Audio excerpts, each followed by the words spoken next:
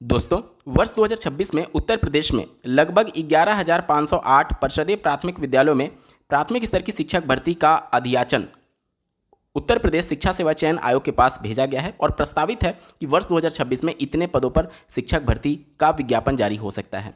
अगर इतने पद विज्ञापित होते हैं तो कुल इस भर्ती प्रक्रिया में शामिल होने वाले अभ्यर्थियों की संख्या कितनी हो सकती है और एक सीट के लिए कंपटीशन का लेवल कितना हो सकता है, इसके रिगार्डिंग इस वीडियो में हम लोग डिटेल में बात करेंगे। और ये वीडियो कतई भी डिमोटिवेट करने के लिए नहीं है, बल्कि कंपटीशन के लेवल को समझते हुए आप अपनी तैयारी उसी के अनुरूप करिए, ये आपको समझना बेहद जरूरी होगा।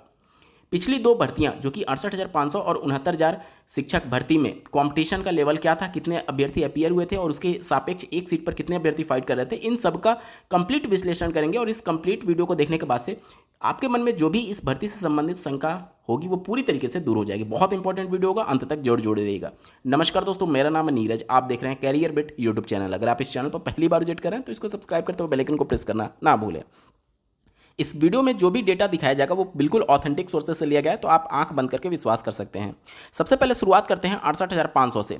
तो 68,500 की जो भर्ती का विज्ञापन था वो 2018 में जारी किया गया था, माननीय सुप्रीम कोर्ट के 1,37,000 शिक्षा मित्रों के समायोजन के रद्द करने के बाद से। इसमें पीएनपी ने जब रिजल्ट घोषित किया तो यहाँ पर डेटा दिया गया था कि इस भर्ती में कुल कितने पंजीकरण हुए थे, जिसमें टोटल अभ्यर्थी जिन्होंने रजिस्ट्रेशन कराया था उनकी संख्या थी 1,25,746। फिर से देख लीजिए, 1,25,746 अभ्यर्थी इस परीक्षा में रजिस्ट्रेशन कंप्लीट किए हुए थे। अब अगर एक सीट पर कंपटीशन करने वाले अभ्यर्थियों की संख्या निकालें तो टोटल अभ्यर्थी जितना अपीयर हुए उसको मैं डिवाइड कर देता हूं नंबर ऑफ वैकेंसीज से, जो कि थी 68,500। आप अपने स्क्रीन पर देख पा रहे एक सीट पर फाइट करने वाले अभ्यर्थियों की संख्या 2 से भी कम थी, मतलब एक सीट पर 2 से भी कम अभ्यर्थी दावेदारी कर रहे थे 68,500 की शिक्षक भर्ती में। ठीक है, अब चलिए बात करते हैं उसके बाद आने वाली 69,000 शिक्षक भर्ती के बारे में। पीएनपी कार्यालय के द्वारा 69,000 शिक्षक भर्ती का जब रिजल्ट घोषित किया गया तो डेटा यहां पर पब्लिश किया गया था, जिसके अनुरूप आप अपने स्क्रीन पर देख पा रहे होंगे कुल टोटल रजिस्ट्रेशन जो कि 69,000 शिक्षक भर्ती में हुए थे वो 4,31,466 थे और वैकेंसीज कितनी थी, 69,000। तो अब देखते हैं कि एक सीट पर कितने अभ्यर्थी कंपटीशन कर रहे थे। तो टोटल जितने अभ्यर्थी ने रजिस्ट्रेशन कराया इसमें मैं डिवाइड कर देता हूं नंबर ऑफ वैकेंसी से, जो कि थी 69,000। तो यहाँ पर डेटा निकल करके आता है कि लगभग एक सीट पर 6 अभ्यर्थी दावेदारी पेश कर रहे थे, 6 से थोड़ा सा ज़्यादा, मतलब एक सीट पर 6 अभ्यर्थी लगभग दावेदारी कर रहे थे। मतलब कि 68,500 जहां पर एक सीट पर दावेदारी की संख्या लगभग 2 थी, 69,000 जिसमें एक सीट पर दावेदारी की संख्या लगभग 6 थी, मतलब कि कंपटीशन का लेवल 3 गुना यहां पर बढ़ गया था। हालांकि 69,000 शिक्षक भर्ती में बीएड शामिल था और इसमें बीएड शामिल नहीं था। ठीक है, इस वजह से अचानक से इतनी भारी संख्या में कंपटीशन का इजाफा देखने को मिला। लेकिन अब जो भर्ती आएगी उसमें कितने अभ्यर्थी अपीयर हो सकते हैं, आप इस वीडियो को पॉज करके कमेंट के माध्यम से अपना एक आंकड़ा जरूर कमेंट के माध्यम से बताइएगा कि आपको कितना लगता है। हालांकि मैं सब कुछ एनालिसिस करके बताने जा रहा हूं, फिर भी आप एक बार अंदाजा लगा करके कमेंट करके जरूर बताइए कि आपके हिसाब से लगभग कितने अभ्यर्थी अपीयर हो सकते हैं आने वाली प्राथमिक स्तर की शिक्षक भर्ती में। अब इसको हमें 2 पार्ट में देखना होगा। 2 पार्ट में कैसे, एक तो 69,000 शिक्षक भर्ती से पहले कौन कौन से अभ्यर्थी एलिजिबल थे जो कि आने वाली शिक्षक भर्ती के लिए भी एलिजिबल होंगे। ठीक है, पहला वो आंकड़ा हमें देखना है। दूसरा, ऐसे अभ्यर्थियों का डेटा हमें देखना होगा जो कि 69,000 के बाद यानी कि 2019 के बाद जो कि अपना डीएलएड कंप्लीट किए और अभी तक उनको मौका ही नहीं मिला। तो 2 कैटेगरी में हम लोग बांटेंगे। पहले 69,000 तक जो भी अभ्यर्थी एलिजिबल थे उनकी संख्या हमें निकालनी होगी। तो टोटल अभ्यर्थी जो 69,000 में सम्मिलित हुए थे वो इतने थे और इनमें से 69,000 को नौकरी लग चुकी है। कितना, 69,000 की नौकरी लग चुकी है। यानी कि टोटल रजिस्ट्रेशन में से अगर जितने कैंडिडेट नौकरी पा चुके हैं उसको अगर हम लोग निकाल दें तो यहाँ पर हमें पता चल पाएगा कि कितने अभ्यर्थी एलिजिबल होंगे। लेकिन ये प्रोसेस थोड़ा सा गलत होगा। क्यों गलत होगा, क्योंकि इसमें बीएड की भी संख्या शामिल है, जो कि अब आने वाली प्राथमिक स्तर की शिक्षा भर्ती में बीएड शामिल नहीं होगा। तो हमें देखना होगा कि कितने यहाँ पर डीएलएड अभ्यर्थी थे जो कि इस परीक्षा के लिए एलिजिबल थे और रजिस्ट्रेशन कंप्लीट किए हुए थे। आप अपने स्क्रीन पर डेटा देख पा रहे ये डीएलएड की संख्या है जो कि टोटल अपीयर हुई थी। 99,191 अभ्यर्थी डीएलएड के इस परीक्षा में अपीयर हुए थे। हालांकि आपको ये भी देखना होगा कि जो डीएड है इसके अलावा यहाँ पर देख सकते हैं आप जो स्पेशल बीटीसी है जो अपीयर हुए थे। इसके अलावा अगर हम लोग देखें ये सारे कोर्सेज जो होते हैं वो भी प्राइमरी के लिए एलिजिबल होंगे और इनकी संख्या भी हमें देखनी होगी, क्योंकि अब जो भर्ती आएगी वो भी इसमें शामिल होंगे। तो 99, इसको राउंड फिगर करके 1 लाख मान लेते हैं, 7,000 ये और ये 2,000, मतलब कि 1,10,000। बाकी अभी अगर हम लोग डीएड स्पेशल एजुकेशन को भी मिला लें तो मोटा मोटी हम लोग ये मान सकते हैं कि 1,10,000 अभ्यर्थी जो कि एलिजिबल थे उस भर्ती में और आने वाली भर्ती में भी एलिजिबल होंगे। ठीक है, अब इसमें से कितनों को नौकरी मिली ये समझना इंपॉर्टेंट है। इसमें से देखिए ये जो है 38,610 ये क्वालिफाइड कैंडिडेट की संख्या है डीएलएड की। सबको नौकरी तो मिली नहीं होगी, क्योंकि 60 और 65 के अकॉर्डिंग, क्वालिफाइंग मार्क्स के अकॉर्डिंग जिनका भी कट ऑफ यानी कि क्वालिफाइंग मार्क्स का कट ऑफ क्लियर हुआ होगा वो इसमें शामिल है, लेकिन सबको तो नौकरी नहीं मिली नहीं, क्योंकि उसके बाद एकेडमिक का गुणांक और आपके एटीआरई का गुणांक मिलाकर के जो फाइनल मेरिट बनी थी उसमें जो कट ऑफ को क्लियर किया होगा उसकी नौकरी लगी हुई होगी। तो यहाँ पर अगर हम लोग देखें तो यहाँ पर हम लोग ये मान करके चलते हैं कि 38,000 ये और 1,000 ये लगभग 39,000 हो गया और 500 ये राउंड फिगर करके 40 मान लेते हैं और ये सब मान करके मतलब 40,000 के आसपास मान लेते हैं। ठीक है, 40,000 ऐसे अभ्यर्थी थे जो कि क्वालिफाई किए हुए थे, लेकिन नौकरी कितनी की लगी हुई की मान लेते हैं यहाँ से लगभग कि 25,000 की नौकरी लग गई होगी मान लेते हैं। ठीक है, तो अभी भी ऐसे कितने कैंडिडेट हैं जो कि एलिजिबल होंगे, उनकी संख्या है 15,000। और ये कैसे कैंडिडेट की संख्या है, जो कि 60-65 पर क्वालिफाई हुए लेकिन नौकरी नहीं लगी। ठीक है, 60-65 पर क्वालिफाई हुए लेकिन नौकरी नहीं लगी। यहां तक क्लियर हो गया। तो अब हमें कितना देखना होगा, हमें यह देखना होगा कि इनकी 25,000 की नौकरी लग चुकी है, 25,000 की नौकरी लग चुकी है। तो इस 25,000 को डायरेक्टली इसमें से अगर हम लोग माइनस कर दें तो कितना आएगा, वो आएगा 85,000 का आंकड़ा। यानी कि ये 85,000 कैसे कैंडिडेट, और इस 85,000 में ये 15,000 भी शामिल है। क्यों? क्योंकि ये 1,10,000 जो हम लोग सभी एलिजिबल कैंडिडेट की संख्या देख रहे हैं, इनमें से नौकरी लगने वालों की संख्या लगभग 25,000 हम मान करके चल रहे हैं।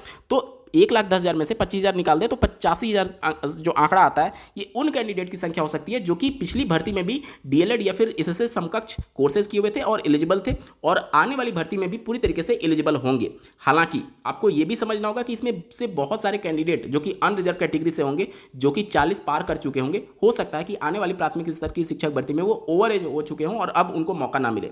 हालांकि चूंकि 8 साल के बाद भर्ती आ रही है तो बहुत ज़्यादा चांसेस है कि एज में रिलैक्सेशन 100% देखने को मिल सकता है, क्योंकि लंबे अरसे के बाद ये भर्ती आ रही है और निश्चित तौर पर अभ्यर्थियों की डिमांड जरूर होगी कि इतने अरसे के बाद भर्ती आ रही है तो हमें एज में रिलैक्सेशन दीजिए। तो निश्चित तौर पर ये एज रिलैक्सेशन मिलने की संभावना रहेगी। तो चलिए उसको हम लोग एज फैक्टर वाला जो पूरा मैटर है उसको हम लोग इग्नोर ही कर देते हैं। ठीक है, इग्नोर कर देते हैं और ये मान लेते हैं कि 85,000 ऐसे कैंडिडेट होंगे जो कि 2019 से पहले पूरी तरीके से एलिजिबल होंगे और आज भी पूरी तरीके से एलिजिबल है शिक्षक भर्ती में सम्मिलित होने के लिए। तो 2019 से पहले हमारे पास 85,000 का आंकड़ा निकल करके आता है। ठीक है, यहां तक क्लियर हो गया।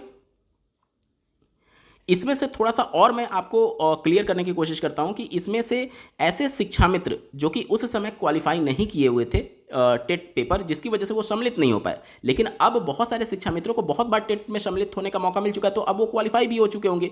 इसके अलावा ऐसे डीएलएड वाले कैंडिडेट जिनका बैक पेपर था वो सम्मिलित नहीं हुए, लेकिन अब उनका बैक पेपर क्लियर हो चुका है, तो और सीटेट टेट वगैरह भी क्वालिफाई कर लें तो वो भी अब सम्मिलित हो सकते हैं। मतलब कि अगर उन सबको भी अगर हम लोग मोटा मोटी 15,000 मान लें तो एग्जैक्ट आंकड़ा जो हमारे पास आता है वो 1 लाख आता है। मतलब अब ये 1 लाख का आंकड़ा हमारे पास ऐसा आ गया जो कि 2019 से पहले के कैंडिडेट हैं और आज भी पूरी तरीके से एलिजिबल हैं अगर प्राथमिक स्तर की शिक्षक भर्ती आती है। तो ये 1 लाख का आंकड़ा हमारे पास आ गया। अब जो 2019 की 69,000 शिक्षक भर्ती थी उसमें अंतिम जो बीटीसी का बैच सम्मिलित हुआ था वो 2015 बैच सम्मिलित हुआ था। उसके बाद कौन कौन से बैच निकले हुए हैं और 2015 तक का डेटा हमने ऑलरेडी देख लिया है। ठीक है, जो कि 2019 की भर्ती में सम्मिलित हुआ था और उस 2019 तक या फिर उससे पहले के कैंडिडेट की संख्या लगभग 1 लाख के आसपास हो सकती है।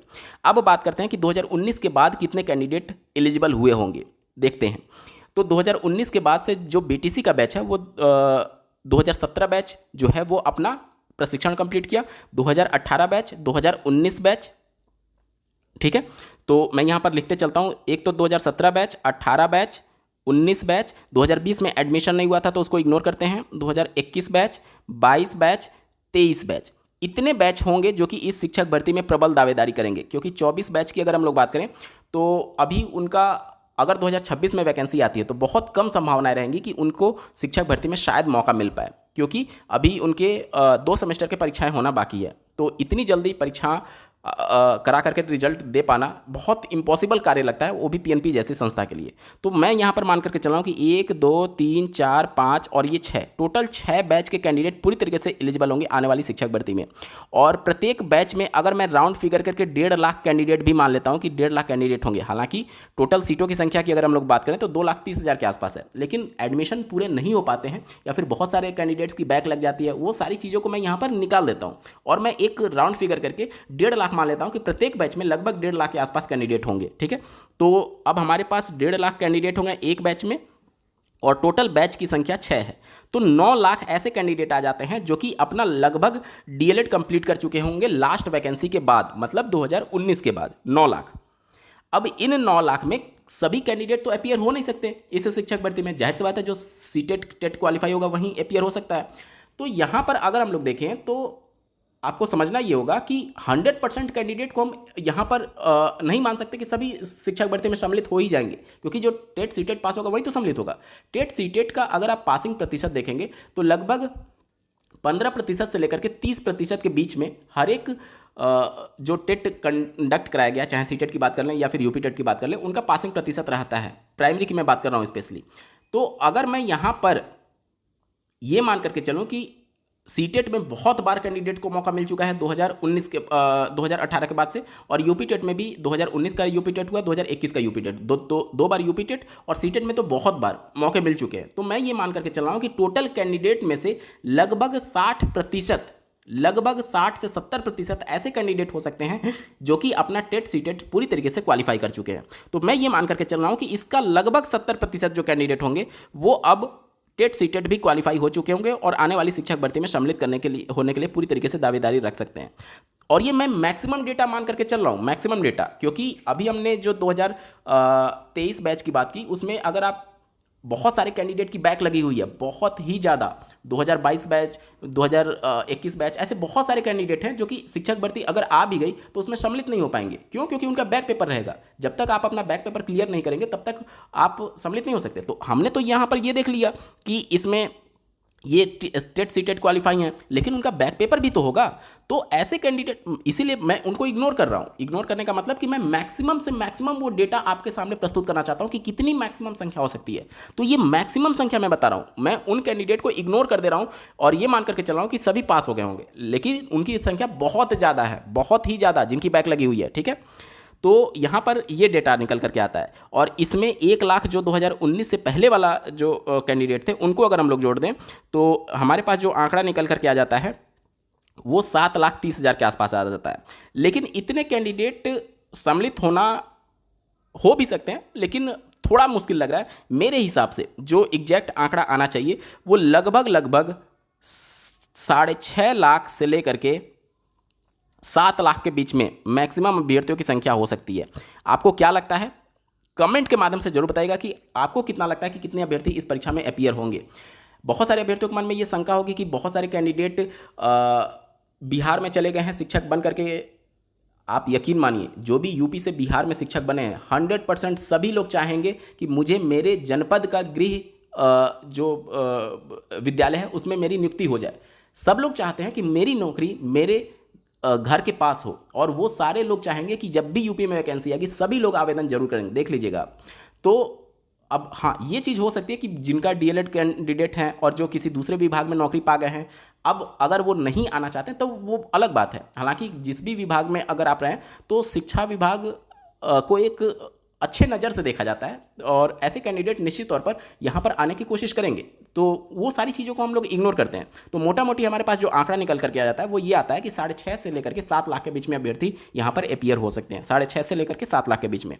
अब मैं मान लेता हूँ कि 7 लाख अगर अभ्यर्थी अपीयर होते हैं, मैं 7 लाख राउंड फिगर कर देता हूँ। ठीक है, मैं मान लेता हूँ कि 7 लाख अभ्यर्थी इस परीक्षा में अपीयर होते हैं और टोटल वैकेंसी की संख्या जो है वो 11,508 ही रहती है।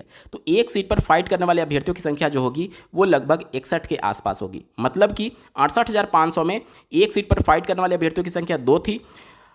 69,000 शिक्षक भर्ती में एक सीट पर फाइट करने वाले अभ्यर्थियों की संख्या 6 थी और अब बढ़ करके लगभग 60, मतलब कि इससे इसमें कंपटीशन का लेवल 3 गुना बढ़ गया और इससे इसमें कंपटीशन का लेवल 10 गुना बढ़ने जा रहा है। और ये तब हो रहा है जब बीएड अभ्यर्थी इसमें शामिल नहीं है। अगर वो शामिल रहते तो ये कंपटीशन का लेवल लगभग और भी ज़्यादा होता, मतलब एक सीट पर फाइट करने वाले अभ्यर्थियों की संख्या 100 के आसपास पहुंच सकती थी।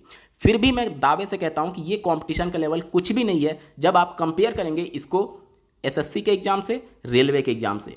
तो आपके लिए बेनिफिशियल है कि आप डीएलएड कंप्लीट किए हुए हैं, इस वजह से कंपटीशन का लेवल काफ़ी कम देखने को मिलेगा। एक सीट पर इतने फाइट अगर कर रहे हैं तो बहुत कम देखने को मिलेगा। अगर आप बाकी के डिपार्टमेंट्स की अगर आप लोग बात कर लें, यूपी ट्रिपल एससी के माध्यम से जो आयोजन होता है, क्योंकि पेट तो प्री एग्जामिनेशन है, उसके बाद जाकर के मेंस में अभ्यर्थियों की संख्या कम होती है ना, तो वहाँ तो कंपटीशन आप, और वैसे भी आप समझिए कि इतने कैंडिडेट अगर फाइट कर रहे हैं एक सीट के लिए या फिर 7 लाख अभ्यर्थी अपीयर हो रहे हैं, तो उसमें जो सीरियस कैंडिडेट होते हैं ऊपर से 30 से 40-50% मैक्सिमम की मैं बात कर रहा हूँ, 30 से 40% ही सीरियस कैंडिडेट होते हैं, बाकी सब तो केवल भीड़ बढ़ाने के लिए होते हैं।